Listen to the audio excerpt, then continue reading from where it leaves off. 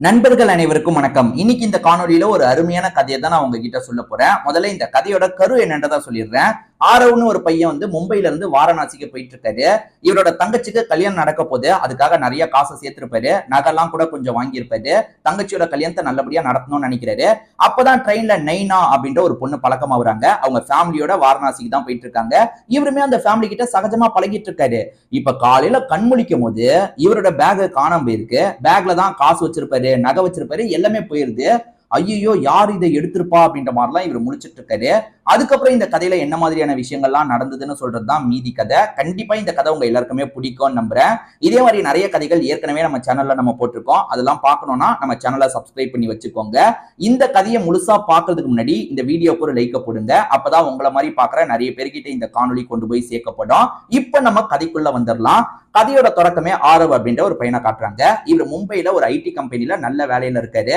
இவர் வந்து ட்ரெயின் ஏறதுக்காக வராரு. அதாவது வாரணாசிக்கு போகக்கூடிய ஒரு ட்ரெயின்ல ஏறதுக்காக வராரு. இவரோட சீட் என்னன்னு பார்த்து உட்கார்றதுக்காக வராரு.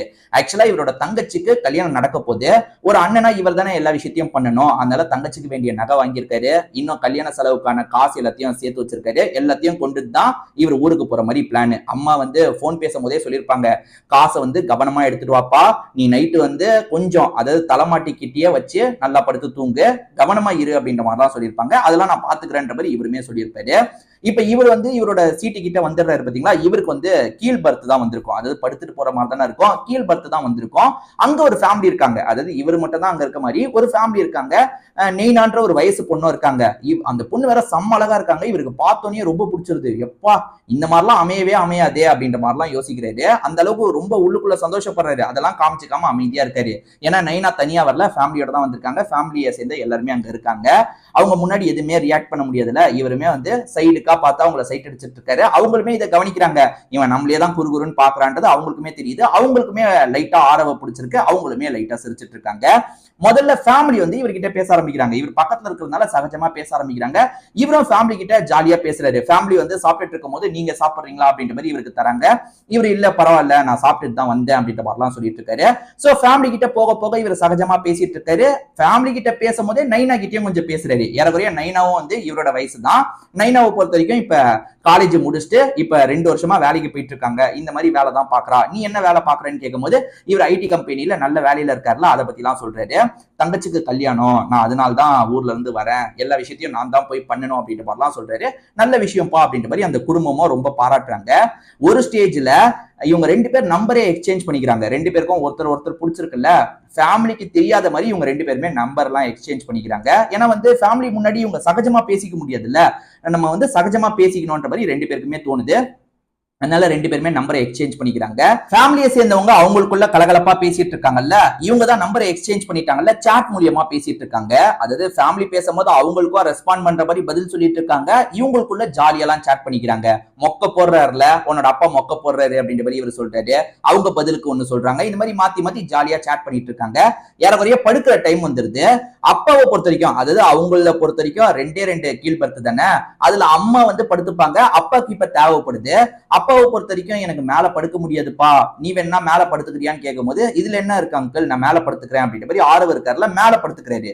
இப்ப பொண்ணு அதாவது நெய்னா இருக்காங்கல்ல, அவங்களுமே மேலதான் படுக்கிற மாதிரி இருக்கும். இவர் மேற்கொண்டு அவங்க கிட்ட சாட் பண்றாரு. பயங்கரமா ஃபிளர்ட் பண்றாரு. போக போக ஃபிளர்ட் எல்லாம் பண்ணிட்டு இருக்காரு. அவங்களுமே வந்து அவங்களுக்குமே ரொம்ப பிடிச்சிருக்குல்ல, அதனால ஜாலியா தான் சாட் பண்ணிட்டு இருக்காங்க. இப்படியே இவங்க 2 பேர் சாட் பண்ணிக்கிட்டு டைம் போறதே தெரியல. ஒரு ஸ்டேஜ்ல இவங்க 2 பேர் எப்ப தூங்கணும்னு தெரியாத மாதிரி தூங்கிடுறாங்க. இப்ப இன்னும் கொஞ்ச நேரத்துல ஸ்டேஷனுக்கு ட்ரெயின் வரப்போகுது. அதனால எல்லாருமே ஒவ்வொருத்தரா எந்திரிக்க ஆரம்பிக்கிறாங்க. இவர் கொஞ்சம் லேட்டா தான் எந்திரிக்கிறாரு. முதல்ல அந்த ஃபேமிலி தான் எந்திரிச்சிருப்பாங்க. இவருக்கு வந்து கொஞ்சம் லேட்டா தான் எந்திரிக்கிறாரு. இப்ப பேகை எடுக்கலான்னு பார்த்தா பேக் அந்த இடத்துல மிஸ் ஆகுது. இவருக்கு தூக்கி வாரி போட்டுருது. ஏன்னா பேக்ல நிறைய நகை இருக்கு, நிறைய காசு இருக்குல்ல. இப்ப பேக் காணாம போனோன்னு இவருக்கு தூக்கி வாரி போட்டுது. என் பேக் காணோம், இங்கதானே வச்சேன், இங்கதானே வச்சேன்னா பதட்டப்பட்டு இருக்காரு. அந்த ஃபேமிலியும் பக்கத்துல தான் இருக்காங்க. அதுதான் அந்த நெய்னாவோட ஃபேமிலியும் பக்கத்துல தானே இருக்காங்க. என்னப்பா ஆச்சு, இங்கதான் வச்சியா பேக், எப்படிப்பா மிஸ் ஆகும், என்னப்பா ஆச்சு அப்படின்ற மாதிரி அவங்களுமே பதட்டமா பேசிட்டு இருக்காங்க.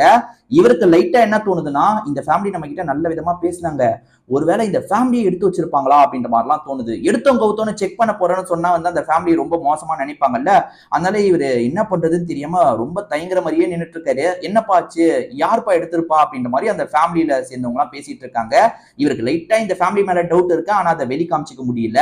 இவருமே வந்து இப்ப நான் என்ன பண்றது, அதுல நிறைய காசு வச்சிருந்தேன், இவ்வளவு நகை வச்சிருந்தேன், என் தங்கச்சி கல்யாணமே அதை நம்பிதான் இருக்கு, இப்ப நான் வந்து மாப்பிள்ளை வீட்டை சேர்ந்தவங்க கிட்ட என்ன பேசுவேன், போட முடியாதுன்னு சொன்னா கல்யாணமே நின்றோம் அப்படின்ற மாதிரிலாம் இவர் ஃபீல் பண்ண ஆரம்பிக்கிறாரு. நீ கவலைப்படாதப்பா, நம்ம வந்து அந்த ஸ்டேஷன்ல இறங்கி கம்ப்ளைண்ட் கொடுக்கலாம்ப்பா, என்னன்னு போலீஸுங்க விசாரிச்சா கண்டுபிடிச்சிருவாங்கப்பா அப்படின்ற மாதிரி அந்த குடும்பம் தான் கொஞ்சம் நம்பிக்கையா பேசுறாங்க.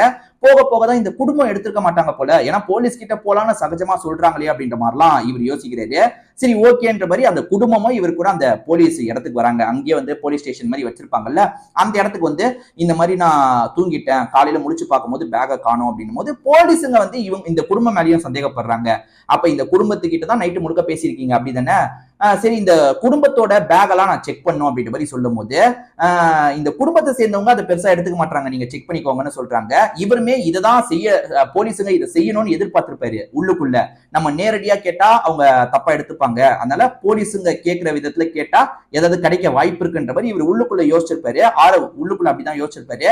இப்ப போலீஸுங்க அந்த குடும்பத்துல இருக்க எல்லார் பேக்கையும் செக் பண்ணிடுறாங்க, அவங்க கிட்ட இருக்கிற மாதிரி இல்ல. இருந்தாலுமே போலீஸுங்களுக்கு இவங்க கூட எங்கேயாவது தந்திருக்கலாம்ல அப்படின்ற மாதிரி தோணுது. இதை தாண்டி வந்து ட்ரெயின்ல திருடுறதுக்குன்னே இங்க ஒரு கும்பல் இருக்கு, அதுல வந்து சம்பந்தப்பட்ட ஒரு 10-15 பேர் இருப்பாங்க, நாங்க அவங்களெல்லாம் லாக் பண்ணி விசாரிக்கிறோம், கவலைப்படாதீங்க, நாங்க சீக்கிரமா கண்டுபிடிச்சு தந்துடுறோம்ன்ற மாதிரி போலீஸுங்க நம்பிக்கையா பேசுறாங்க. ஆனா ஆரவுக்கு சுத்தமா நம்பிக்கை இல்ல. ஆரவ் இந்த குடும்பம் கூட எடுத்து வச்சிருக்கலாம்னு நினைச்சாரு, ஆனா இந்த குடும்பம் எடுத்து வைக்கலன்றது தெளிவாயிருது. இப்ப ஆரவ் ரொம்ப என்ன பண்றதுன்னு தெரியாம உடஞ்சு போய் அழுதுட்டு இருக்காருல, இந்த குடும்பம் தான் ஆரவுக்கு ஆறுதல்லாம் சொல்லிட்டு இருக்காங்க. ஏன்னா நல்லா பேசி பழகுனார்ல, இப்படி ஆயிடுச்சுன்ற மாதிரி இந்த குடும்பம் உண்மையாலேயே பயங்கரமா ஃபீல் பண்றாங்க. இந்த குடும்பம் என்ன சொல்றாங்கன்னா, எங்க கிட்ட சேவிங்ஸா இவ்வளவு காசு இருக்குப்பா, உனக்கு இந்த காசு போதும்ல அப்படின்னு கேட்கும்போது, எனக்கு இது ஓரளவுக்கு பத்தோம், மேனேஜ் பண்றதுக்கு பத்தோன்ற மாதிரி சொல்றாரு. நாங்க வந்து தரோம்ப்பா, நீ வந்து எவ்வளவு சீக்கிரமா இதை நீ தர முடியுமோ தா, வட்டி இல்லாத கடனா வச்சுக்கோ, ஒரு 6 மாசத்துக்குள்ள எங்களுக்கு தந்துட்டா எங்களுக்கு பரவாயில்ல அப்படின்னும் போது இவருக்குமே வந்து என்னடா ஒரு நாள் தான் பழக்கம், அதுக்குள்ள அவ்வளவு காசை தரேன்னு சொல்றாங்களே, நம்ம இவங்களை போய் தேவையில்லாம சந்தேகப்பட்டுட்டுமா அப்படின்ற மாதிரி தோணுது. ஒரு ஸ்டேஜ்ல இவருக்கும் இப்ப வேற ஆப்ஷன் இல்லைல்ல, ஏன்னா வீட்டுக்கு போனா வந்து அம்மா வந்து காசு எடுத்துட்டு வந்தியா அப்படி இப்படின்னு கேட்பாங்க, என்ன பண்றதுன்னு ஒண்ணுமே புரிய மாட்டேங்குது. அதனால இவருமே சரி நீங்க காசை தாங்க, நான் கண்டிப்பா வந்து எவ்வளவு சீக்கிரம் முடியுமோ 6 மாசத்துக்குள்ள நான் கண்டிப்பா காசை தந்துடுறேன்ற மாதிரி பேசுறாரு. இந்த ஃபேமிலிக்கும் நம்பிக்கை வருது. நைனா ரொம்ப ஃபீல் பண்றாங்க, இவருக்கு இப்படி ஆயிடுச்சுன்ற மாதிரி நைனா ரொம்ப ஃபீல் பண்ணிட்டு இருக்காங்க. ஒரு ஸ்டேஜ்ல நைனாவோட அப்பா இருக்காரு பாத்தீங்களா, இவருக்கு வேண்டிய காசை வந்து போட்டு விடுறாரு. போட்டு விட்டோன்னா சரி நீ பத்திரமா போய் கல்யாணத்தெல்லாம் பாருப்பா, கல்யாண வேலையெல்லாம் பாரு, கண்டிப்பா கல்யாணத்துக்கு நாங்க வருவோம்னு சொல்லும் போது இவருமே வந்து போறாரு. அது மூலியமா அந்த காசு மூலியமா செய்ய வேண்டிய எல்லா விஷயத்தையும் செஞ்சுட்டு இருக்காரு. அம்மா கிட்டயும் தங்கச்சி கிட்டயும் இதெல்லாம் சொல்ல வேணாம், தேவையில்லாம கஷ்டப்படுவாங்க, நம்ம எப்படியாவது மேனேஜ் பண்ணிக்கலான்ற மாதிரி அவங்க கிட்ட காசு திருட்டு போயிடுச்சு பாத்தீங்களா, அதை பத்தி பெருசா சொல்ல மாட்டாரு. ஆனாலுமே ஒரு ஸ்டேஜ்ல அவங்க கண்டுபிடிச்சிடுறாங்க. அது என்னன்னா, நீ நகைலாம் ஏற்கனவே வாங்கிட்டு இருந்தானே சொன்ன, இப்ப என்னப்பா திரும்பி வாங்கணும்னு சொல்றேன்னு கேட்கும் போது இவருமே வந்து எல்லா விஷயத்தையும் சொல்லிடுறாரு. இப்படி நடந்ததா, ஒரு குடும்பம் இவ்வளவு ஹெல்ப் பண்ணாங்களா அப்படின்ற மாதிரி கேட்கறவங்களுக்கு ரொம்ப ஆச்சரியமா இருக்கு. ஏன்னா டக்குன்னு யாரும் அவ்வளவு காசு தரமாட்டாங்கல்ல, அவ்வளவு காசை தந்திருக்காங்களான்னு ஆச்சரியப்படுறாங்க. நம்ம எப்படியாவது அவங்க அடைச்சிடலாம்ப்பா, நம்ம முதல்ல கல்யாண வேலையை பார்க்கலான்ற மாதிரி அம்மா சொல்றாங்க. இவருமே கல்யாணத்துக்கு தேவையான எல்லா விஷயத்தையும் பார்த்து பார்த்து பண்றாரு. இப்ப கல்யாண நாள் அன்னைக்கு நைனாவோட ஃபேமிலியை சேர்ந்தவங்களா இந்த இடத்துக்கு வந்துடுறாங்க. அவங்க இருந்து கல்யாணம் எல்லாம் முடிகிற வரைக்கும் பார்த்துட்டு தான் போறாங்க. இந்த ஸ்டேஜ்ல நைனாவும் இவரும் ரொம்ப க்ளோஸ் ஆயிடுறாங்க. நைனா ரொம்ப சகஜமா பேசுறாங்க. இப்ப நீங்க நிம்மதியா இருக்கீங்களே அப்படின்ற மாதிரிலாம் கேட்கறாங்க. நீங்க உங்க அப்பா மட்டும் ஹெல்ப் பண்ணலன்னா என்ன ஆயிருக்கும்னே தெரியலங்க, நான் அந்த அளவுக்கு ஒரு மனவேதனையில இருந்தேன், உங்க அப்பா எல்லாத்தையும் சரி பண்ணிட்டாரு, ரொம்ப நன்றி அப்படின்ற மாதிரிலாம் சொல்லும் போது பரவாயில்ல இருக்கட்டும்ன்ற மாதிரி நைனாவும் பேசிட்டு போறாங்க. எப்படியாவது நைனா கிட்ட இவர் வந்து போன் மூலியமா பேசிட்டு தான் இருக்காரு. எப்படியாவது அப்பா கிட்ட சொன்ன வாக்க நம்ம காப்பாத்தணும், ஏன்னா நம்மளை நம்பி அவ்வளவு பெரிய அமௌண்ட் தந்திருக்காங்கன்ற மாதிரி இவரும் உடனே அந்த வாரணாசியில ஃபங்க்ஷன் எல்லாம் முடிஞ்சோட ஸ்ட்ரெயிட்டா மும்பை இவர் பாக்குற இடத்துக்கு வந்துடுறாரு. ஓட்டி எல்லாம் பார்த்து சீக்கிரமா நம்ம சம்பாதிக்கணும்ன்ற மாதிரி சம்பாதிக்க ஆரம்பிக்கிறாரு. வெறித்தனமா இவர் சம்பாரிச்சு 3 மாசத்துக்குள்ளேயே அவங்க தந்த காசு அளவுக்கு இவர் பிரட்டிடுறாரு. அப்படி பிரட்டின காசை அவங்க வீட்லயே பார்த்து, அவங்க வீட்லயே போய் கொடுக்கணும்ன்ற மாதிரி நேரடியா அவங்க வீட்டுக்கு வந்துடுறாரு.